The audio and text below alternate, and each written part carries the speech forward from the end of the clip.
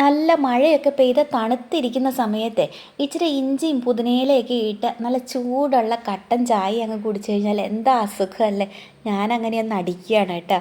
അപ്പോൾ ഇന്ന് ഞാൻ കാണിച്ചു തരുന്നത് സ്വന്തമായിട്ട് വെള്ളച്ചാട്ടമുള്ള ഒരു വീട്. ഇത് കണ്ടോ, ഈ വീടിൻ്റെ പുറകു സൈഡിലായിട്ടാണ് വെള്ളച്ചാട്ടം ഉള്ളത്.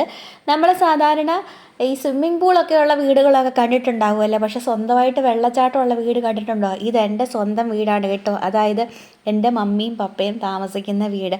ഇവിടെ ഈ മഴക്കാലമായി കഴിഞ്ഞിട്ടുണ്ടെങ്കിൽ മലയുടെ മേലേന്ന് ഉറവ് പൊട്ടിയിട്ട് വെള്ളം വീഴുന്നതാണിത്. ഇപ്പോൾ ഈ ഇടയായിട്ട് കുറച്ച് മഴ കുറവായിരുന്നത് കൊണ്ട് കുറച്ച് വെള്ളം കുറവാണ് കേട്ടോ. മഴ കൂടുമ്പോഴേക്കും നല്ല ശക്തിയായിട്ട് വെള്ളം വരും.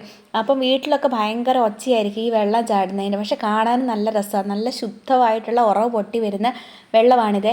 അപ്പം എൻ്റെ മമ്മിയാണെങ്കിൽ അടുക്കളയിൽ നിന്ന് പണിയെടുക്കുമ്പോൾ ദാണ്ട് ഈ വെള്ളച്ചാട്ടമൊക്കെ കണ്ട് ആസ്വദിച്ചുകൊണ്ടാണ് പണിയെടുക്കുന്നത് കേട്ടോ. ഈ അടുക്കളയുടെ ജനലങ്ങ് തുറന്നു കഴിഞ്ഞാൽ വെള്ളച്ചാട്ടം കാണാം. മമ്മിയോട് മുഖം കാണിക്കാൻ പറഞ്ഞപ്പോൾ ഞാൻ കാണിക്കൂലെന്ന് പറഞ്ഞ് തിരിഞ്ഞു നിൽക്കുക.